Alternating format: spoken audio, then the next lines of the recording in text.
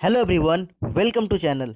So as promised earlier that we will be providing you the best content for Jharkhand Academic Council paper. तो आज हम लोग आपके लिए लेकर के आए हैं जैक के लिए जो क्लास 12th फिजिक्स सब्जेक्ट है उसका पहला चैप्टर इलेक्ट्रोस्टैटिक्स से जो क्वेश्चन बन सकते हैं ऑब्जेक्टिव में उन सारे क्वेश्चन को साथ ही साथ करेंगे उसका पूरा प्रॉपर डिस्कशन। तो अब ये आपकी रिस्पॉन्सिबिलिटी रही और आपका फीडबैक और आपका रिस्पॉन्स ये डिसाइड करेगा कि ये सीरीज को कितना आगे तक लेकर के जाना है। दूसरी और महत्वपूर्ण बात मैं आपको बता देना चाहता हूँ कि जो भी क्वेश्चन आएगा, जितना क्वेश्चन हम लोग डिस्कस करेंगे उससे बाहर नहीं जाएगा। जो भी क्वेश्चन होगा उसको हम लोग इतने तरीके से डिस्कस कर देंगे इस वीडियो में कि बाहर क्वेश्चन नहीं जाएगा। ये मेरी पर्सनल गारंटी है, समझ गए? तो आप आराम से लास्ट तक वीडियो को देखिए और समझते रहिएगा, हर एक चीज़ को स्किप मत करिएगा और पीडीएफ मत कीजिए, बस चीज़ों को समझिए। जब ये वीडियो ख़त्म भी हो जाए और जब आपको लगे कि तैयारी हो चुका है तो जब भी आपको फ्री टाइम मिले इसको आराम से लगा लीजिए और सुनते रहिए। सुनते सुनते कई चीज़ें याद हो जाएंगी आपको। क्लियर? बढ़ते हैं हम लोग आगे वीडियो पे। देखिए क्वेश्चन नंबर 1 इलेक्ट्रोस्टैटिक्स का। क्वेश्चन नंबर 1 है कि a point charge Q is placed in an electric field of magnitude E. The electric field of magnitude E, ठीक है, the force experienced by the charge will be. तो देखिए electric field को अपन divide ऐसे कैसे define करते हैं। ई equal to होता है एफ बाई क्यू, यानी कि ई इक्वल टू अगर एफ बाई क्यू होता है तो एफ इक्वल टू क्या हो जाएगा, क्यू ई हो जाएगा। और यहाँ पर ऑप्शन नंबर 1 जो है वो करेक्ट हो जाएगा। एफ इक्वल टू क्या हो जाएगा, क्यू ई। सुनो ध्यान से, अगर यहीं पे पूछ दिया जाए कि एक इलेक्ट्रॉन है जिसको कि इलेक्ट्रिक फील्ड ई में डाल दिया जा रहा है, उसका अगर चार्ज मान लीजिए क्यू है तो कितना एक्सेलरेशन फील कर रहा होगा, तो a equal to F by m, acceleration equal to force by mass, तो क्यू ई बाई एम हो जाएगा एक्सेलरेशन। सुनो, इसी को अगर ऐसा क्वेश्चन पूछ दिया जाए कि ये अगर शुरू में जीरो वेलोसिटी के साथ मूव कर रहा था तो 5 सेकेंड के बाद कितना डिस्प्लेसमेंट कवर कर लेगा, तो आप क्या लगाइएगा, S equal to U T plus half A T square, U हो जाएगा जीरो, यू टी वाला पार्ट जीरो और 1/2 ए टी स्क्वायर हो जाएगा। इस तरीके का भी क्वेश्चन पूछा जाए तो भी आपसे बनेगा। Question number 2, the unit of permittivity of free space. Permittivity of free space बहुत इंपॉर्टेंट क्वांटिटी है यार। इस पे क्या क्या क्वेश्चन बन सकता है? सबसे पहला जो पूछा गया है यूनिट, यूनिट क्या होता है, कूलम स्क्वायर पर न्यूटन पर मीटर स्क्वायर, कूलम स्क्वायर पर न्यूटन पर मीटर स्क्वायर। दूसरा बात क्या पूछा जा सकता है, डायमेंशनल फार्मूला, जो कि हम लोग आगे आने वाले क्वेश्चन में रखे हैं उसको हम लोग डिस्कस करेंगे। डायमेंशनल फार्मूला पूछा जा सकता है, इसका वैल्यू पूछा जा सकता है 8.854 इंटू 10⁻12 कूलम स्क्वायर पर न्यूटन पर मीटर स्क्वायर। तो बताया कि एप्सिलॉन नोट अपने आप में एक इंपॉर्टेंट क्वेश्चन है। इस पे 3 क्वेश्चन बनते हैं और तीनों क्वेश्चन इंपॉर्टेंट हैं। क्लियर?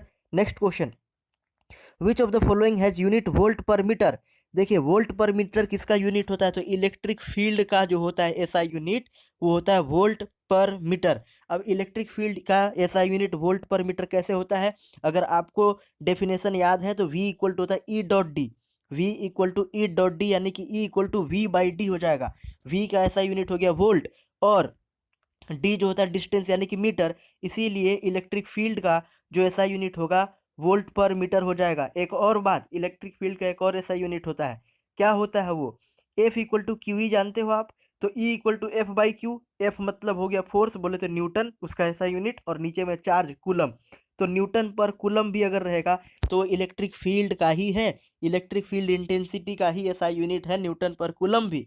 क्लियर? तो दोनों में से अगर कोई भी ऑप्शन रहे तो आपको टिक करना है। Next question, when a body is charge its mass. अब देखो बॉडी चार्ज हुआ है तो मास इंक्रीज करेगा कि डिक्रीज करेगा, कि में इंक्रीज और डिक्रीज, इंक्रीज डिक्रीज कुछ भी कर सकता है या कुछ भी नहीं होगा। सुनो, बॉडी अगर चार्ज हुआ है, बॉडी अगर चार्ज हुआ है तो दो ही तरीका है चार्ज होने का, चाहे तो इलेक्ट्रॉन को एक्सेप्ट किया होगा, चाहे इलेक्ट्रॉन वहां से निकला होगा। अगर इलेक्ट्रॉन को लिया होगा, देखो प्रोटॉन का तो कुछ हो नहीं सकता, प्रोटॉन न्यूक्लियस में है। इलेक्ट्रॉन को अगर उसने एक्सेप्ट किया होगा तो इलेक्ट्रॉन जब आया होगा तो अपना मास छोड़ के थोड़ी आया होगा। इलेक्ट्रॉन जब आया होगा तो अपना मास लेकर के आया होगा, 9.31 इंटू 10⁻³ kg जो उसका मास है उसको तो लेकर के आया होगा ना वो। तो इलेक्ट्रॉन अगर एक्सेप्ट किया तो इसका मतलब मास इंक्रीज हुआ होगा, मतलब अगर निगेटिवली चार्ज होगा तो मास इंक्रीज करेगा, और अगर पॉजिटिवली चार्ज हुआ होगा यानी कि इलेक्ट्रॉन गया होगा वहां से और अपना मास लेकर के गया होगा तो मास डिक्रीज किया होगा। यानी कि मास इंक्रीज भी कर सकता है और मास डिक्रीज भी कर सकता है अगर कोई बॉडी चार्ज हो रहा है तो। लेकिन कोई अगर आपसे स्पेसिफिकली पूछ ले, सुनना, अगर कोई आपसे स्पेसिफिकली पूछ ले कि जो जो चार्ज है ना वो निगेटिवली हो रहा है, निगेटिवली चार्ज हो रहा है, तो निगेटिवली चार्ज हो रहा है तो ऑब्वियस सा बात है भाई कि इलेक्ट्रॉन को एक्सेप्ट करा होगा, और इलेक्ट्रॉन जब एक्सेप्ट किया जाएगा तो मास बढ़ेगा। यानी कि चार्ज अगर निगेटिव होगा तो इलेक्ट्रॉन एक्सेप्ट किया गया होगा, ठीक है, मास इंक्रीज होगा, और चार्ज अगर पॉजिटिव होगा तो इलेक्ट्रॉन डोनेट किया गया होगा, यानी कि मास डिक्रीज करेगा। लेकिन अगर इन जनरल पूछा जाए, जैसा कि इस क्वेश्चन में पूछा गया है कि when a body is charge its mass, तो मे इंक्रीज और मे डिक्रीज हो जाएगा। क्लियर। नेक्स्ट क्वेश्चन देखिए, a soap bubble is given negative charge, its radius will.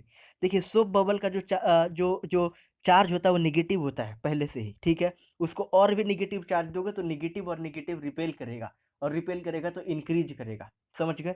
तो ऑप्शन नंबर बी जो होगा यहाँ पर वो करेक्ट हो जाएगा। 6 नंबर क्वेश्चन पे आते हैं। The point charge, 2 point charge are separated by 3 microcoulomb and 4 microcoulomb repel each other with a force of 10 Newton. If each an additional charge of 6 microcoulomb, then the new force is। देखो भाई 3 microcoulomb और 4 microcoulomb के दो charge थे जो कि एक दूसरे को रिपेल कर रहे थे 10 न्यूटन फोर्स के साथ। अब पूछा ये गया है कि अगर उन्हें एडिशनल 6 माइक्रोकूलम का चार्ज और दे दिया जाए तो कितने फोर्स के साथ रिपेल कर रहे होंगे। इस क्वेश्चन में आपको करना क्या है, एकदम क्लियर कट सुनिए। इस क्वेश्चन में देखिए एफ दिया हुआ है, Q1 Q2 का वैल्यू दिया हुआ है, आर नहीं दिया, तो पहले केस से आर का वैल्यू निकाल लीजिए और उसी आर को दूसरे केस में प्लेस कर दीजिए। दूसरा केस में अब आपके पास Q1 का वैल्यू कितना है, 3 था, तो और 6 दे दिए तो 9 हो गया, 4 था और 6 दे दिए तो 10 हो गया।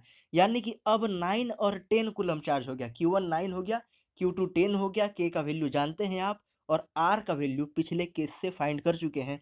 पुट कीजिए, जब पुट कीजिएगा तो 5 न्यूटन आपको आंसर मिलेगा। Clear. Next question, which is the origin of frictional electricity. तो फ्रिक्शनल इलेक्ट्रिसिटी का ओरिजिन क्या है, दो ऑब्जेक्ट को जब रब किया जाएगा तो चार्ज बनेगा, ठीक है, तो वही फ्रिक्शनल इलेक्ट्रिसिटी का रीजन है। कूलम फोर्स इज, देखो electric force, central force, both A and B, none of this. देखो कूलम फोर्स जो होता है ना, कूलम्बियन फोर्स सेंट्रल फोर्स है।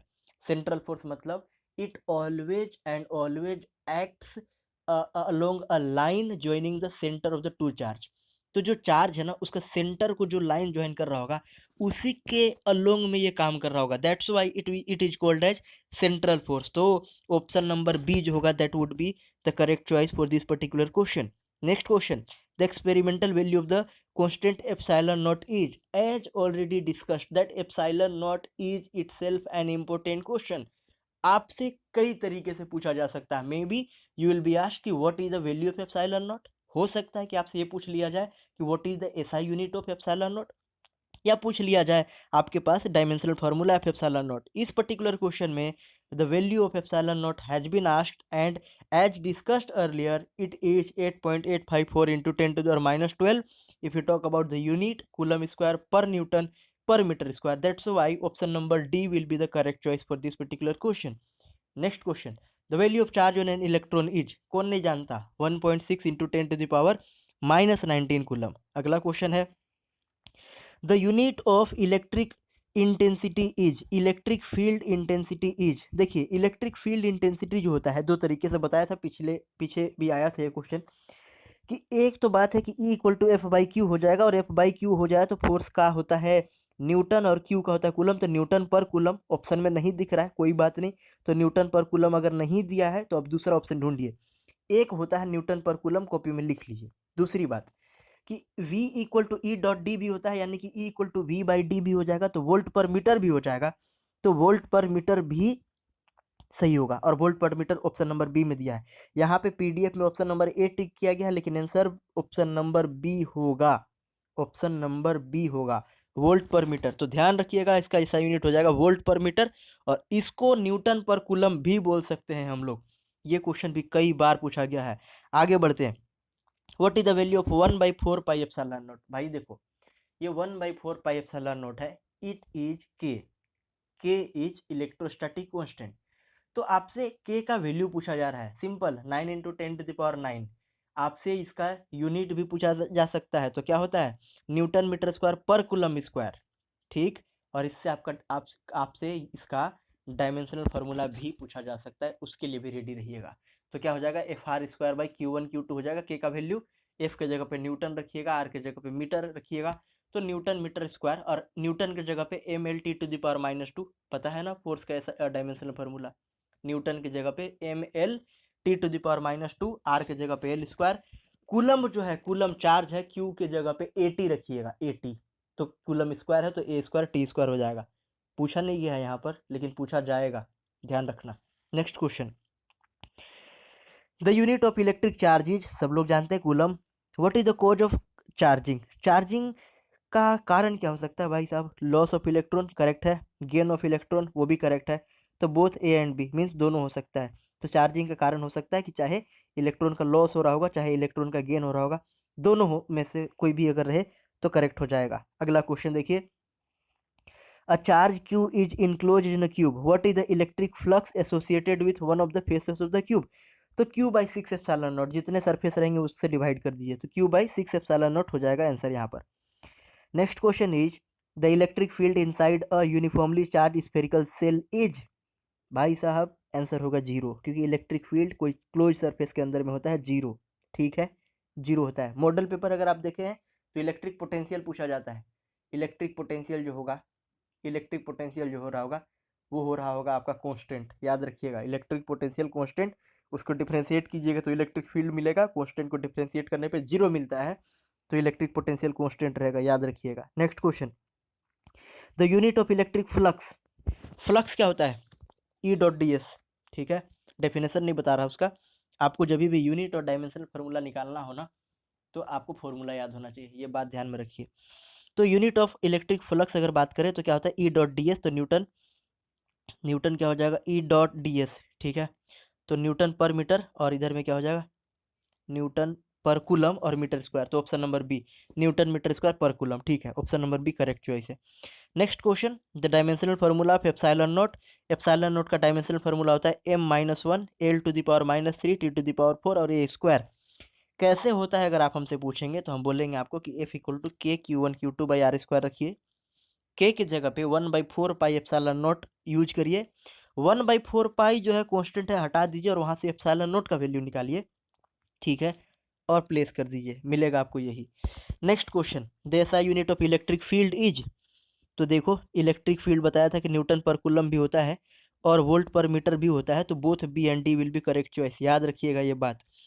नेक्स्ट है, the SI unit of electric moment of a dipole, देखिए इलेक्ट्रिक डाइपोल मोमेंट क्या होता है, P इक्वल टू होता है Q × D, electric dipole moment होता है P equal to Q × D, Q होता है कूलम चार्ज, ठीक है, और D होता है डिस्टेंस, तो Coulomb metre, option number A Coulomb metre हो जाएगा। Next question, a body can be negatively charge by, body को निगेटिवली चार्ज करना है तो क्या करा जाएगा, ऑप्शन ए में देखिए giving excess of electron to it, option फिर से यहाँ पर गलत टिक किया हुआ है, ध्यान रखना, गिविंग एक्सेस ऑफ इलेक्ट्रॉन नहीं, सॉरी रिमूविंग सम इलेक्ट्रॉन नहीं होगा, इलेक्ट्रॉन को अगर निकाल दोगे तो वहाँ पे प्रोटॉन इलेक्ट्रॉन से ज़्यादा होगा, पॉजिटिव चार्ज हो जाएगा, तो ये ऑप्शन नहीं होगा। होगा क्या, you will have to provide excess electron to a body so that the total negative charge on that particular body will be larger than the total number of positively charged, तो positive charge से ज़्यादा negative charge होना चाहिए, और इसके लिए electron को लेना पड़ेगा, यानी कि giving excess of electron to it, उसको इलेक्ट्रॉन देना पड़ेगा आपको, आप उसको दीजिए, जब आप उसको इलेक्ट्रॉन दीजिएगा ज़्यादा इलेक्ट्रॉन हो जाएगा, ज़्यादा इलेक्ट्रॉन मतलब ज़्यादा नेगेटिव चार्ज, और इसी वजह से उसका नेगेटिवली चार्ज हो जाएगा, ओवरऑल चार्ज, तो ऑप्शन नंबर ए करेक्ट होगा। 21 का ऑप्शन नंबर ए टिक मार लेना, पीडीएफ मिलेगा तो भी, नहीं मिला तो भी।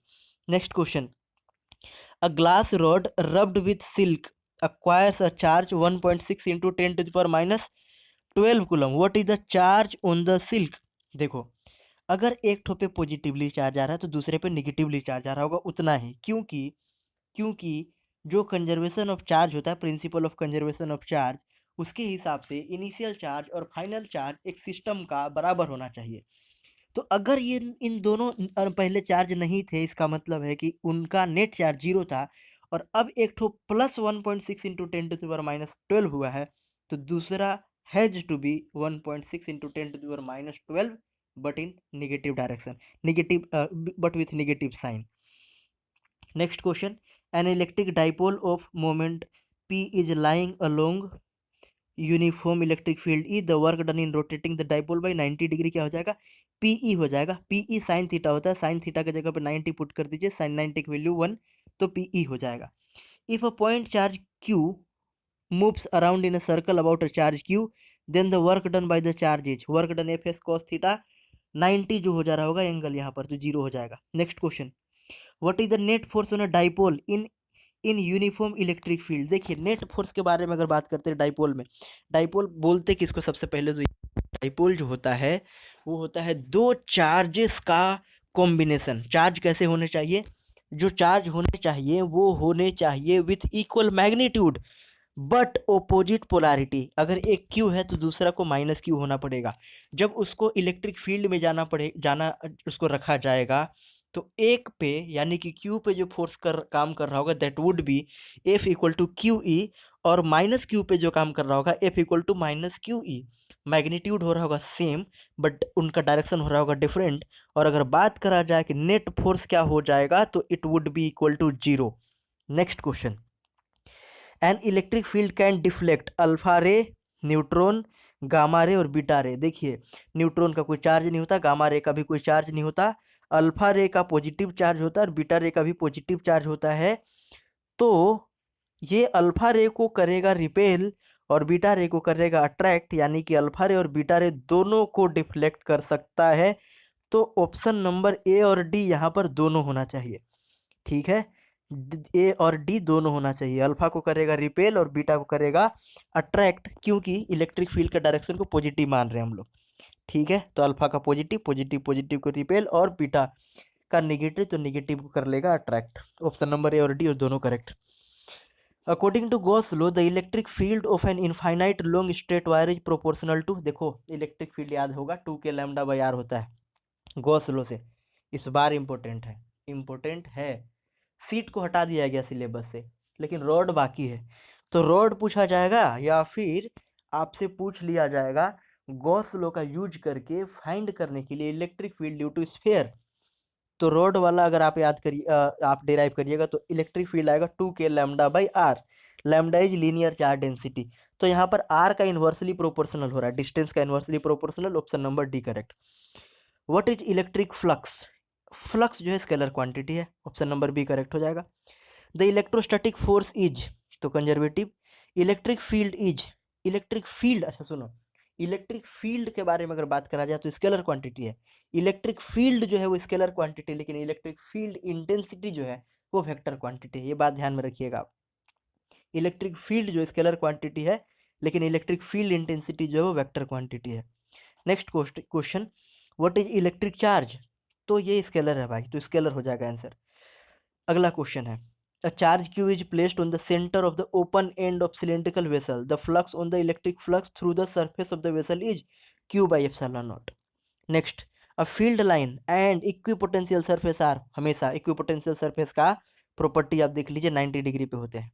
The direction of electric field due to positive charge is, positive charge की वजह से अवे फ्रॉम द चार्ज। ठीक है, the electric field at a point situated at a distance D from straight charge conductor is, बताया तो 2 के lambda by are, are के जगह पे डी रख दोगे तो क्या हो जाएगा, इन्वर्सली ही तो होगा, तो डी के inversely proportional. Next question, which of the following is dimensional formula of के, बताया कि के का 3 इंपॉर्टेंट बात है, वैल्यू पूछेगा, यूनिट पूछेगा, डायमेंशनल फार्मूला पूछेगा। के नहीं पूछा तो epsilon naught, value, dimensional formula, unit, याद रखिएगा इसका भी। कैसे निकालेंगे, F equal to K Q one Q two by R square होता है ना, तो के इक्वल टू क्या हो जाएगा, F R square by Q one Q two. F मतलब फोर्स, फोर्स का क्या हो जाता है M L T to the power -2, और आर स्क्वायर है तो उसका भी स्क्वायर हो जाएगा, समझ आ रहा है ना, मतलब एल का स्क्वायर हो जाएगा, तो एम एल क्यूब हो गया और टी टू द पावर -2 तो हो ही गया। और इसके बाद जो चार्ज हो रहा होगा ए स्क्वायर टी स्क्वायर, उसको भी डिवाइड करना पड़ेगा, उसकी हेल्प से आप निकालिएगा। ऑप्शन नंबर बी करेक्ट होगा यहाँ पर। Next, which of the following charge is not possible, तो चार्ज देखो नॉट पॉसिबल मतलब कि एक और क्वेश्चन इसी को दूसरे तरीके से पूछ दिया जाता है कि मिनिमम चार्ज पॉसिबल इज, तो होगा 1.6 into 10 to the power -19 coulomb, 1.6 into 10 to the power -19 coulomb. इधर में देखो -20 लिखा हुआ, -20 कैसे पॉसिबल है, -20 कैसे पॉसिबल है, पॉसिबल ही नहीं है ना, उससे कम तो चार्ज हो ही नहीं सकता। तो इसका मतलब है कि नॉट पॉसिबल में क्या हो जाएगा 1.6 इंटू 10⁻20 कूलम, ठीक है। जिसका एक्सपोनेंट ठीक नहीं है उसको दिक्कत होगा, वो बोलेगा कि सर -18 पॉसिबल नहीं होना चाहिए। -18 तो तब मिलेगा ना यार जब 10 से मल्टीप्लाई करिएगा आप। 1.6 इंटू 10⁻19 को जब आप 10 से मल्टीप्लाई करिएगा तब ना मिलेगा, तो वो तो पॉसिबल है, लेकिन उससे कम पॉसिबल नहीं है। ऑप्शन नंबर जो सी है यहाँ पर 1.6 into 10⁻20 that is not possible. Next, a positive charge conductor has, positive charge conductor has, तो डेफिशिएंसी ऑफ इलेक्ट्रॉन, क्योंकि अगर ज़्यादा इलेक्ट्रॉन हो जाएगा तो निगेटिवली चार्ज हो जाएगा, कम इलेक्ट्रॉन रहेगा तो deficiency of electron. Number of electron in 1 coulomb charge important है 6.25 इंटू 10⁻18, याद रख लीजिएगा। वैसे निकलेगा कैसे, Q इक्वल टू एन ही लगा लीजिए। Q की जगह पे रख दीजिए 1.6 इंटू 10⁻19, एन नहीं पता तो एन का वैल्यू एन ही रहने दीजिए, और ई का वैल्यू रख दीजिए क्या, ई का वैल्यू, सॉरी क्यू के जगह पे 1 कूलम रखिएगा और ई के जगह पे 1.6 इंटू 10⁻19 डिवाइड कीजिएगा तो आपको जो मिलने वाला है वो 6.25 इंटू 10⁻18 ही मिलेगा। और इसको याद रख लीजिए कि 1 कूलम चार्ज में इतने इलेक्ट्रॉन चाहिए। Next, which of the following is dimensional formula of electric field, बताया dimensional formula of electric field equal to क्या होता है F/Q, ठीक है। तो उसके हिसाब से बना लीजिएगा। फोर्स क्या होता है mLT⁻², और Q क्या होता है AT, जब AT ऊपर जाएगा तो A भी माइनस और T भी माइनस, T पहले ही से -2 था, एक और गया तो -3, तो mLT⁻3 A⁻1। Which of the following is correct, E axial equal to 2 into E equatorial, ठीक है वही करेक्ट हो जाएगा, option number 1। Next, the two charges at plus q and minus q are placed at a distance of very small distance, then the given statement is, देखो दो charge with same magnitude opposite polarity if they are placed at very